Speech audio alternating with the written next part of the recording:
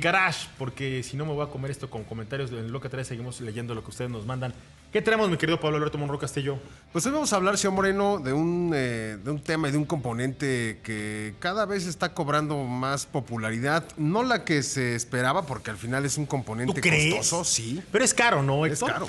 Es muy caro, es diseño, transición de peso, tiene mucho que ver con ingeniería y sobre todo en seguridad, y no es fácil hacer esos componentes. Claro.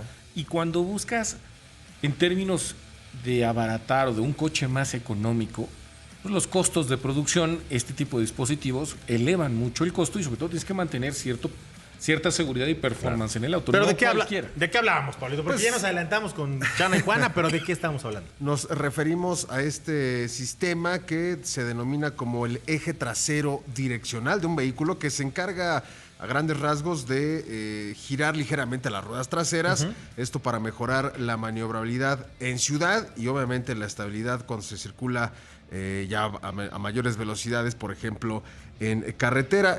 Podría parecer que es un componente moderno, pero en realidad tiene su origen por ahí de finales de los años 80, en donde ya, por ejemplo, había un vehículo, un Nissan, el Skyline, el GTR, pero en aquel entonces era el R31, si no mal recuerdo. Fue el primer coche que presentó en Japón esta tecnología, y oficialmente al mercado pues lo debutó Renault con el Laguna GT.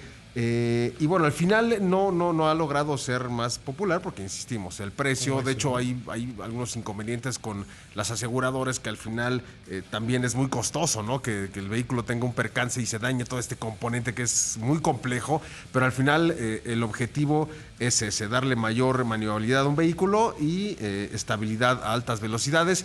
Obviamente no estamos hablando de que las ruedas giren tan exageradamente, las ruedas traseras, como si se tratara de una grúa, ¿no? Que hemos visto cómo giran por completo.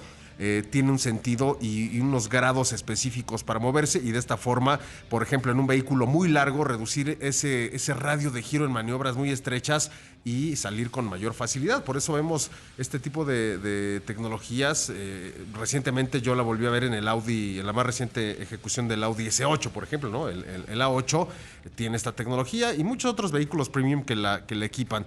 Y esencialmente es que cuando tú giras a baja velocidad del volante a la izquierda, las ruedas traseras van a girar en el sentido opuesto, pero solamente, lo comentamos hace un rato, señor Héctor, en sentido contrario, máximo 5 grados. Y a alta velocidad giras el volante, y también ahí sí va a girar al sentido de las ruedas delanteras, esto con la finalidad de hacer más ágil, por ejemplo, un cambio de carril para hacer un rebase. Inclusive reduce mucho la transferencia de pesos para evitar el balanceo excesivo de la carrocería, y eso es parte de las tecnologías que hoy se siguen desarrollando, y que al final, si se llegaran a reducir los costos tanto de producción de electrónica, que en estos momentos es un poco complejo por todo lo que involucra semiconductores y actuadores y todo ese tipo de componentes, quizá no lo sigamos viendo solamente en vehículos muy exclusivos, pero al final es una gran herramienta para el manejo de estos vehículos. Básicamente siempre están los vehículos de lujo, y este es un ejemplo de tantos que la tecnología de vehículos de carreras se bajó a un vehículo de calle. Y sí, efectivamente lo vemos en grandes exponentes, en Audi, en Mercedes, en Porsche. Estamos viendo también americanos como Cadillac también traen ese sistema, y te permite dar vuelta en lugares muy cerrados, maniobras de garage, de estacionamiento, mucho más fáciles, más ágiles, menos maniobras, movimientos, y en altas velocidades, tal cual dice, se comporta muy bien. Su mantenimiento es realmente mínimo, es ajustes de alineación cuando le toca servicio al vehículo, y realmente son muy confiables en las muestras que ya tenemos hoy en día en el mercado, que los podemos ver. De repente sí se ven por ahí, si te acuerdas, hicimos con Q8 en la carretera que llegamos a grabar. Grabamos parte de a baja velocidad cómo llegaban a moverse las ruedas, que sí es sorprendente cómo se mueve el eje trasero. Cuéntame un poquito acerca de lo que comentabas de que viene de las carreras esta tecnología, Héctor. La geometría de los coches de carreras siempre las vas a ver. Si tú ves un coche de carreras, el que sea, vas a darte cuenta que tanto el camber como las llantas en sí, vas a darte cuenta que tienen ángulos muy caprichosos. Están muy inclinadas, muy cerradas o muy abiertas. Esto se logra con la finalidad de buscar tracción en la salida de las curvas, o que el auto apunte de mejor manera, y que la temperatura de los neumáticos también se mantenga en en cierto estado. Entonces, en los vehículos de calle no tanto buscamos mantener la temperatura, pero sí el performance del auto que salga con más tracción o entre más fácil a las curvas.